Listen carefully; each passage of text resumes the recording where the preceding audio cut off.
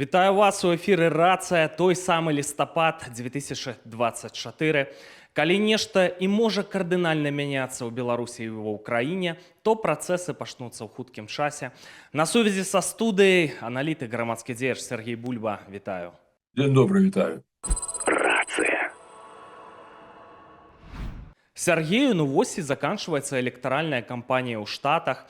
Выйдзе гэтае відэа, праз суткі мы будзем ведаць усе расклады. І ў мяне такія чаканні, шчыра скажу, што калі перамагае рашучы прэзідэнт мужчына, то гэта для нас шанс. Шанс таму, што ён, з майго пункту гледжання, не дамовіцца з Пуціним. Украіна мае шанс атрымаць всю патрэбную зброю, дазволы біць там у глыб расійскай тэрыторыі, перспектывы, што там эканамічную трубу могуць Расіі паспрабаваць перарэзаць з перспектывай дэстабілізацыі там. А чаму? А таму, што зараз на нашых вачах, по-мойму, Захад слабее. По-мойму, Злучаныя Штаты губляюць ролю гегемона ў міжнароднай палітыцы. Ну і так яшчэ колькі год. І да гэтай восі зла пачнуць далучацца новыя стейкхолдеры. І ўжо перад экзістэнцыйнай пагрозай будзе стаяць еўразвяз і Злучаныя Штаты у фізічным сэнсе. Ну што ты пра гэта думаеш? Сапраўды, маеш рацыю, тое, што, відаць, стары свет сыпецца, а вот пакуль не відаць, каб зарадзіўся новы. Бо тое, што несе гэты чатырохкутнік Москва, Тегеран, Пекін, плюс это династія Кім Чен Іра, то, в прынцыпе, не дужа б хацелася жыць пры іхняй мадэрацыі этой свету. Не твоє слово. Аголам, разумееш, прыглядаючыся да Китая, то я трошку як бы так наведаў Кітай, асабліва тыбецкую частку, глядзеў, як яны ставяцца да тамтэйшых, то, ведаеш, не ўзнікае разуменне, што это цывілізацыя драконаў, это цывілізацыя тэрмітаў, блин. Для іх асоба нічога не значыць, вот у чым праблема. Лукашенко не дарма туды туліцца, ён адчувае, што знайшоў такіх жа, як ён сам, якім можна это байкі расказваць вечна, это самае. В 30 гадоў ён нешта абяцаў. Што здзейснілася з таго, што Лукашенко абяцаў, а? Нічого, ён просто дажоўвае парэшткі это Савецкага Саюза, ўсё. Лишь бы не было вайны, ну пакуль Беларусь не знішчаная. Я так разумею, што цывілізацыйна мы мусім таксама, скажем так, расці, развівацца, а не быць, скажем, замарожаным кавалкам Савецкага Саюза. А спадзяванне, канешне, выбары, так, відавочна. Фактычна, разумееш, для іх это як джокер. Быццам бы са сваёй калоды, але ж чалавек здольны на нейкі ўчынак, які будзе абсалютна антысістэмны. З аднаго боку усе гавораць, што да, што ён там летні сябар Пуціна, а з другого боку давайте узгадваць, што калі пачалася вайна яшчэ ў 14 годзе ва ўкраіне, то хто зброю даў? Не Абама, а той самы там же ж дастаткова блізкі да это Джаред Кушнер.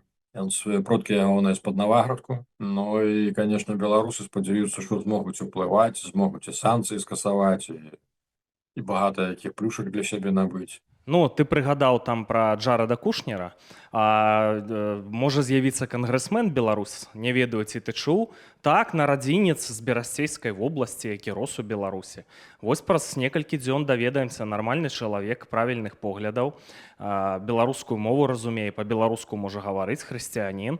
Так што там цікавая можа скласціся канфігурацыя. Сергею, але калі нашыя спадзевы, ты правільна сказаў, што джокер невядома як пойдзе, ну не спраўдзяцца нашыя спадзевы. Тренды захаваюцца такія ж, як сёння для Беларусі і Украіны. Што это для нас азначае пры сённяшняй хадзе падзеяў? Па-мойму, там ва ўкраіне там небяспечная сітуацыя, мякка кажучы. Сітуацыя сапраўды небяспечная. Я у тым ліку спадзяваўся, што калі так вот удала украінцаў атрымалася зайсці ў Курскую вобласць, то это пацягне за сабой, што русакі здымуць войскі з запарожскага накірунку, у тым ліку і з Крыма выцягнуць войскі. Таму што мы ж бачым, што Украіна мэтанакіравана выбівала Чарнаморскі флот і мэтанакіравана выбівала супрацьпаветраную абарону Крыму.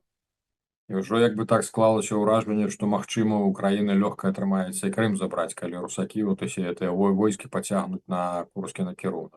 Ну, але ж яны, відаць, это самае. Я не здзіўлены, што ў Украіне, напэўна, ёсць краты на сур'ёзным узроўні. То бок бачыш, ну, была як бы так класная стратэгічная задумка ў Украіны, але ж ну на жаль, яна не здзейснілася, да. На сённяшні дзень сітуацыя кепская. Наколькі я ведаю, хлопцы, от якія зараз на Куршчыне, то там таксама вялізныя страты. Ну, але ж трымаюць, таму што Куршчына важна для Ўкраіны менавіта ў плане абмены. Калі пачнецца ўсё ж такі перамовы, калі Украіну прымусяць пайсці на перамовы, то ну, это будзе вельмі важны аргумент для абмену тэрыторыі, што называецца. Часовая замарозка гэта будзе азначаць Армагеддон у будучым. Шаноўныя гледачы, ну а якія вашыя чаканні вось ад электаральнай кампаніі ў Штатах? Ці пачнецца нейкая дынаміка? Што думаеце вы? Напішыце, калі ласка, ў каментарах. Таксама просім ад вас падпісак, важна для алгарытмаў, каб беларусацэнтрычны контент шырыўся. Сергею, калі сітуацыя працягваецца так, як сёння, што это для Беларусі азначае? Ці атрымаецца Беларусі пазбегнуць вайны? Можа быць у такім варыянце, так, што будзе жалезная заслона, паўночная карэізацыя, там ужо з інтэрнэтам закручваюць гайкі, так? Варыянт, як у Кітаі можа здарыцца. Як ты думаеш, што от у Беларусі ў перспектыве некалькіх год можа адбыцца? І ці атрымаецца вайны пазбегнуць увогуле? Варыянтаў багата, і чорных лебядзей ніхто не адмяняў. А яно як бы так ужо і час прыйшоў для нейкіх зменаў, таму што Лукашенко, даруйце, ўжо робіцца як пробка, от мядзведзь прачнуўся ў вясну і ходзіць раве па лесе, так вот, таму што там, ну, даруйце, пробка, так вот такой ж пробкай зараз Лукашенко з'яўляецца для ўсяго беларускага, для ўсёй эканомікі, для ўсёй палітыкі, для ўсяго сацыяльнага жыцця, абсалютна. Ён жа са старымі гэтымі савецкімі алгарытмамі лезе паўсюль, усім парады дае, ўсё ён ведае, што як рабіць. Но алгарытмы-то не складаныя ўявы, ўсё, разумееш, і былыя савецкія. Таму як бы, ну, я вельмі спадзяюся, што нешта прарве, і наш мядзведь такі здолее вырашыць свае фізіялагічныя задачы. Ну, я перапрашаю, да, за за трошку цынічнае такое параўнанне, але ж сапраўды Лукашенко даўно ўжо, калі ён прыходзіў да ўлады ў свой час у канцы 90-х як прэзідэнт надзеі, бо сапраўды ўсе, памятаеш, спадзяваліся, Кебіч, там это камуністычная номенклатура, што это старая, прагніўшая, там это, што горай ужо не будзе. Ну, а аказалася, што бывае і значна горай. Ну. І Александр Горович нам это цудоўна дэманструе. Ну, мы бачым, што ён трошку аджыў крайнім часам, бо яшчэ месяц таму ён быў зусім паганенькі, так з выгляду, да. Было адчуванне, што там здароўя надоўга не хопіць. Зараз ён, відаць, на сваім месцы сілы в Александрыі трошку пасілкаваўся. Я не ведаю, хто там яго дактары з ведзьмамі зноўку падцягнулі, но то бок зараз ён зноўку як жвавы жэўжык быццам бы бегае, але ж ну, такая часовая подкачка, это ж не гаворыць про тое, што і ўзрост уже, і ўсё, ну, я разумею, тут на нашым з табой узроўні бывае, што нервовая сістэма і заснуць не можа, яшчэ нешта, а яго ж на плячах, канешне, груз вялікі, да, як тут не круці. А мы бачым, што Пуцін не быў згодны на 7-й прэзідэнцкі тэрмін Лукашэнкі. Але ж падтрымалі ў выніку нібыта. А Лукашенко придушыў. Тут ён пралічыў, сапраўды ён пралічыў, ён это вежы Крамля, ён ужо іх добра разбіраецца, ён разумее, што зараз Маскве не да разборак з беларусамі. Тым больш ён правёў такую, я так разумею, папераджальную акцыю, калі былі ў Беларусі арыштаваныя 2 намесніка Мезенцева, да? Мазепін, земляшок наш Мазепін. Мазепін, я перапрашаю, это я ўжо нешта, да. Вот 2 ягоныя намеснікі былі ў Мінску арыштаваны, і Лукашенко яўна паказаў, што ён не будзе мірыцца ні з якімі альтэрнатыўнымі праектамі. Ну і плюс Масква, да, гэта зразумела, што сапраўды, а што яны могуць? Што яны могуць прапанаваць, што б іх задаволіла? Тут дзіўная проста інфармацыя была, што, напрыклад, Лукашенко, разглядаючы пераемнікаў, у тым ліку Маскве прапановаў, у тым ліку Сергіенку таго ж, быццам, ну, заўсёды ж хадзіла такая байка, што Пуцін паколькі сам з КДБшных колаў, то яму спадабаецца чалавек, які з тых жа школаў. Але ж на здзіўленне кандыдатура не прайшла ў Маскве, таму што там да ацэнілі, што як быццам бы свой і па-свойму таленавіты, нешта ўмее арганізаваць. Але ж тэст на рускамірскасць ён, кажуць, не прайшоў. Хоць лацінку забараняў, так, з літаратурай нацыянальнай змагаўся, ну тэст не прайшоў, дзіўна. Да-да-да-да-да-да. Да-да-да. Вот это якраз той перыяд, я так разумею, ён перад Масквой спрабаваў паказаць, што ён забыўся на калекцыю пячатак Вялікае княства Літоўскае, якую ён збірае, да. Да. Ну, што я магу сказаць? Это, ў прынцыпе, не кепскі сігнал таго, што мы ўсё ж такі не загінем, калі 200 гадоў мы жывем пад этой маскоўскім ігам. Я нагадаю, што апошні раздзел та самая Рэчы Паспалітай адбыўся ў 1795, калі нас ўсё ж такі ўсе нашыя землі ўключылі ў склад расійскай імперыі. І калі мы з таго часу, глядзі, тады адразу паўстанне Касцюшкі, мацнейшае паўстанне Касцюшкі. Потым это самае 1812 год прыйшоў Наполеон. Наполеон толькі прадэклараваў магчымасць аднаўлення Вялікага княства Літоўскага, нашай радзімы. Адразу ўся шляхта беларуская, наша літвінская шляхта пайшла за Наполеоном. За Дамінікам Радзівілам, так, ягоным ад'ютантам. Да. Потым 831 паўстанне, потым 863 паўстанне. То бок кожнае пакаленне наше падымалася супраць маскоўшчыны.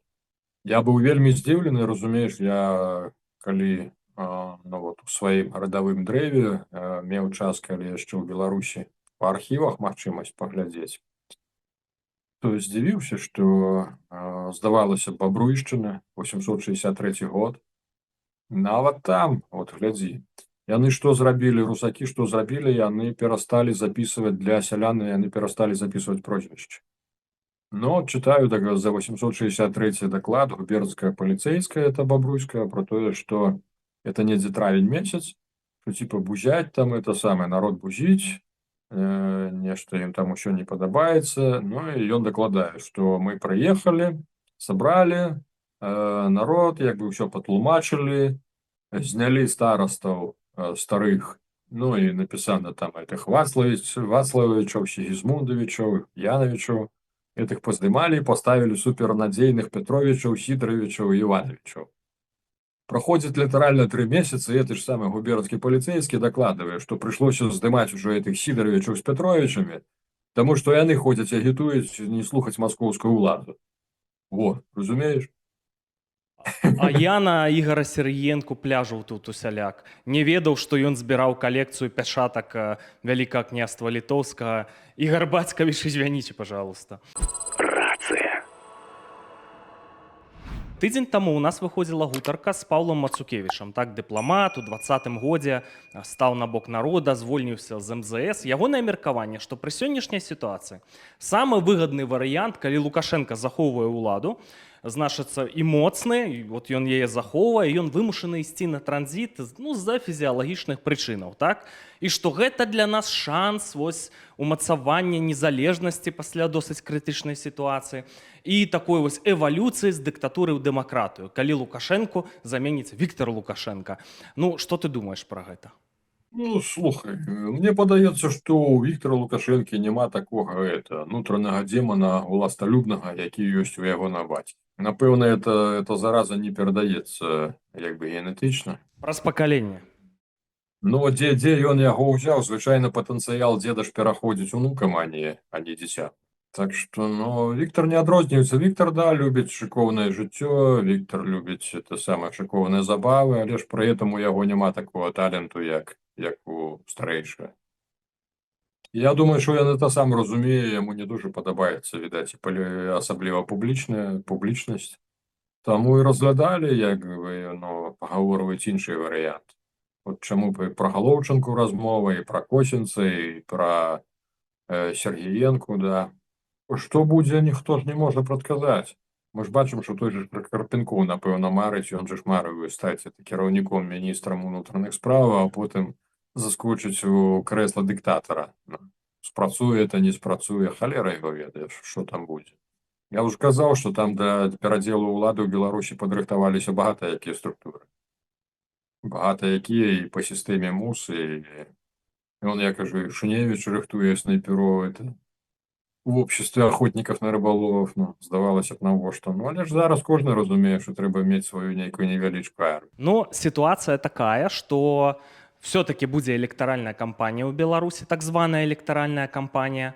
Ну і все прадказальна. Кожны, калі вот не зважаць на знешнепалітычныя фактары, значыцца там электаральныя кампаніі ў звышдзяржавах і гэтак далей, то все прадказальна, Лукашэнку напішуць, што трэба, вось праводзяць акцыі «Надо», смяюцца ўсе з гэтых акцыяў.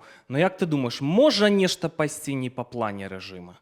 Што вот Лукашенко зноў у нас тут просто будзе турбулентнасць, сюрпрызы падчас этой электаральнай кампаніі, вось у межах яе. Як ты лічыш?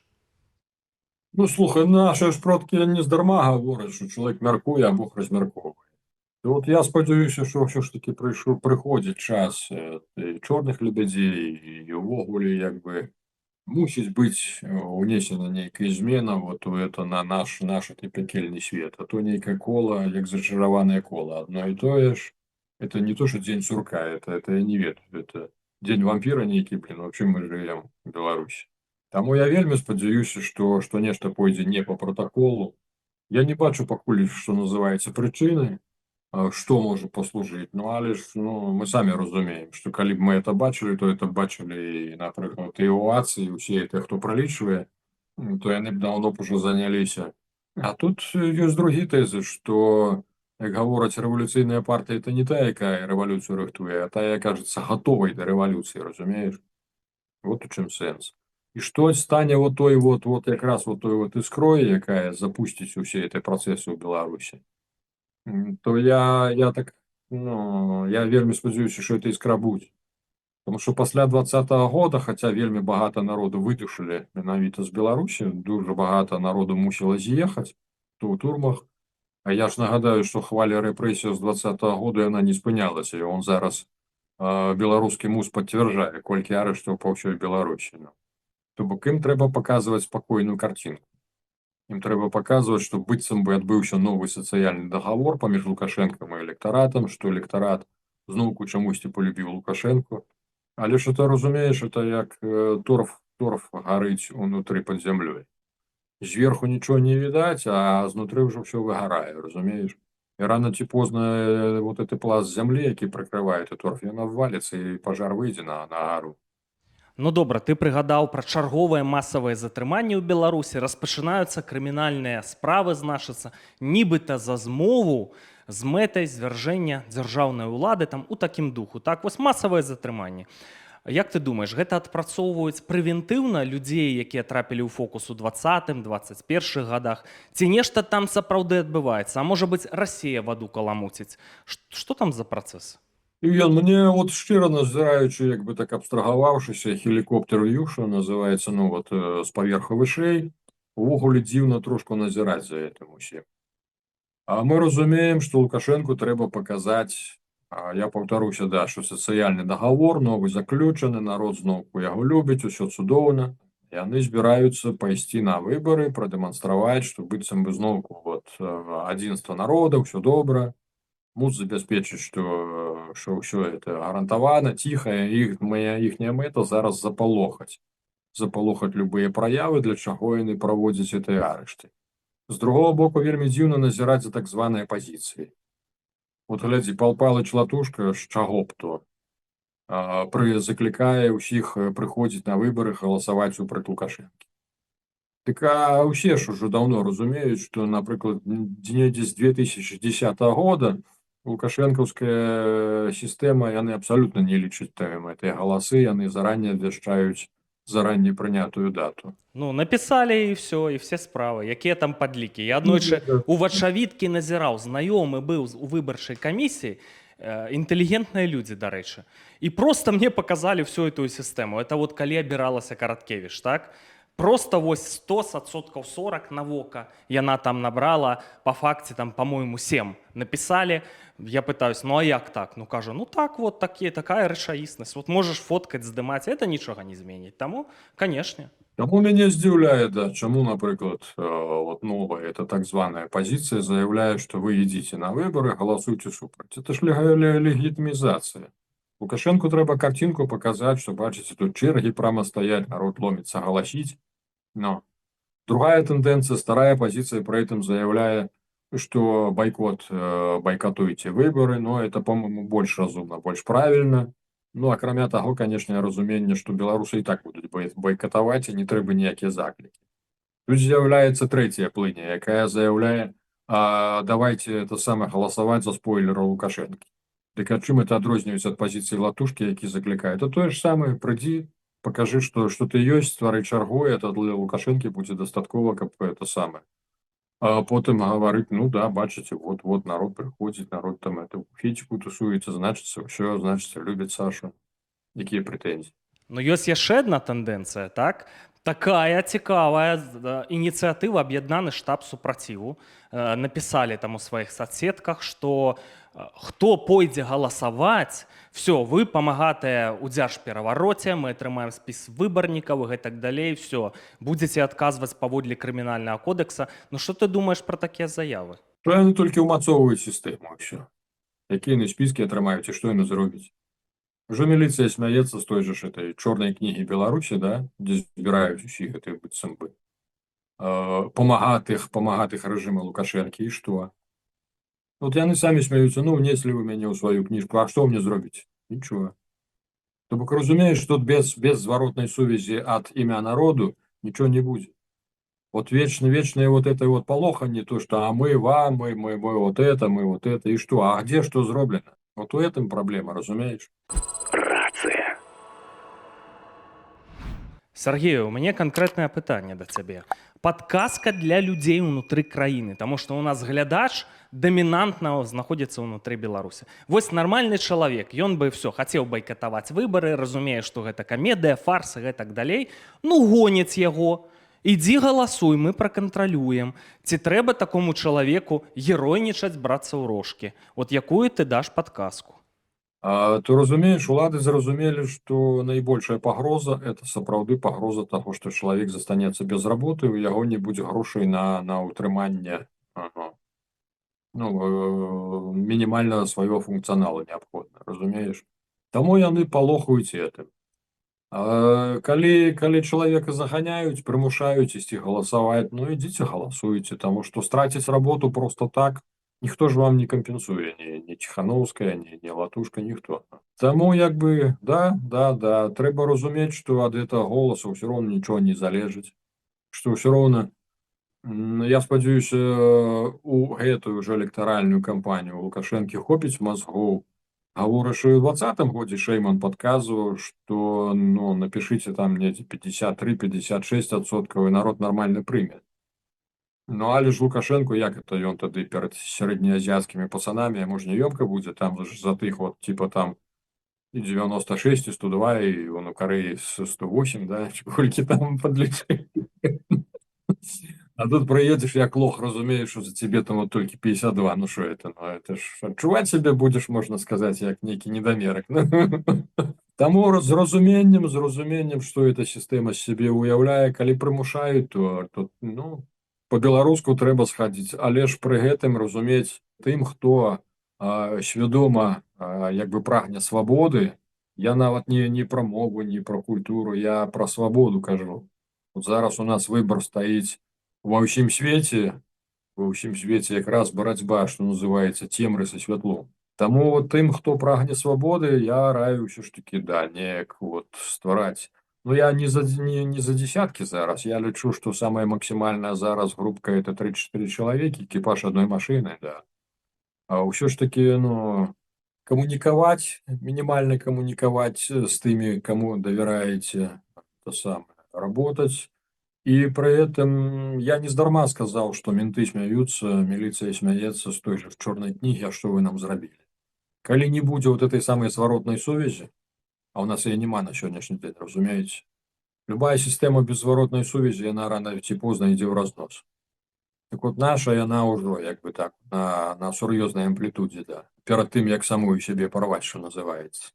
То я до таго, што зваротная сувязь это якраз мусіць быць, што нехта на сябе мае ўзяць адказнасць і паціху пачаць,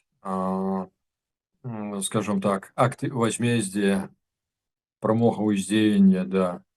Таму што глядзі, супраць нас ідзе вайна. Тое, што ў нас у Беларусі практычна можна назваць ідзе халодная грамадзянская вайна, это факт. Але ж якраз вот гарачую фазу дазваляе сабе той бок. А астатні бок, тых, хто прагне свабоды, яны пакуль што тапачкі здымаюць перад лавачкамі. Шаноўная публіка, я возьму на сябе адказнасць. Людзі, якія хочуць байкатаваць, праявіць сябе і гэтак далей. Калі ў Беларусі не здарыцца дынамікі да так званай электаральнай кампаніі, а гэтая дынаміка можа быць, ну я лічу, геройнічаць не трэба. Калі вы ўжо ў фокусе, калі вас заганяюць, не трэба брацца ў рожкі. Самы галоўны прынцып, так, не трапіць у фокус праваахоўнікаў, не выдаць сябе. Тут Сергей сказаў пра тое, што без працы могуць пакінуць, пасадзіць могуць, даць тэрмін як за забойства, так, для галашкі. Вось такая сёння сітуацыя. Не трэба. Галоўнае, каб байкот быў і рашучасць у душы, і трэба дачакацца гістарычнага моманта. А гэты момант, ён можа надысці. Сергею, ты выказаў такія спадзевы, што можа прарваць, так? Што вот эта вось прадказальнасць, нешта там можа прарваць, пайсці не па плане. Ну, слухай, будзе турбулентны час, сур'ёзныя вельмі рызыкі. Сёння трошкі менш гавораць пра ядравую пагрозу, ну а гэта пагроза як ніколі ў нашай гісторыі актуальная. Што ты думаеш пра ядравы сцэнар увогуле? Магчымы ён? Ядравая правакацыя з задзейнічаннем Беларусі? Вось, скажам так, у цяжкі момант для Пуціна, так, што пальнуць з Беларусі ядравай зброяй, сюды ўдар помсты. Можа такое быць? Наколькі сур'ёзна ты да гэтага ставішся? По ядерной зброі для планеты, для ўсёй планеты, это, канешне, ну, на сённяшні дзень сур'ёзнейшая пагроза. Калі на планеце ёсць такія, ну, людзі, за якіх галасуе там 108%, і чые касманаўты высаджваюцца аж на сонцы, як вы яшчэ по тэлевізору паказваюць, і вот гэтыя людзі абзаводзяцца ядерной зброяй, то это сур'ёзная пагроза для ўсёй цывілізацыі. Мы ж бачым, што на сённяшні дзень КНДР, яны ж у Расіі што хочуць выключыць тэхналогіі. У першую чаргу тэхналогіі, да. І это вельмі палохае, Глядзі, Іран з ядзернай зброяй, это што?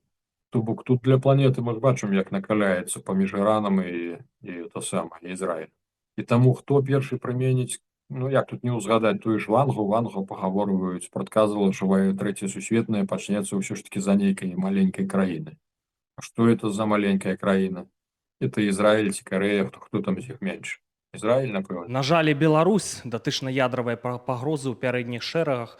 Любая ядравая правакацыя Расіі – это удары па Беларусі, таму што станцыі у Ганцавічах і Вілейцы. Калі Расія і калі Лукашенко пагражаў прымяненнем ядзернай зброі, то самае з натаўскага боку пайшло сваё ІПСО сустрэчнае. Мы сказалі, што калі з беларускага боку што-небудзь будзе прыменена, ці не абавязкова нават ядзерная будзе нейкі напад, то як бы будзе нанесены прэвентыўны удар менавіта па беларускім вайсковым аб'екце. Сама Расія палохае ўвесь свет прымяненнем ядзернай зброі, але ж ім таксама далі зразумець, што калі будзе прыменена ядзерная зброя, то і Пуцін, і ўся ягоная сям'я да сёмае калена будуць выразаны ў свеце без тэрміну даўнасці. Ну, Сергей, калі ты гаворыш пра ІПСО, што гэта ІПСО, это вельмі добра. А што калі не ІПСО?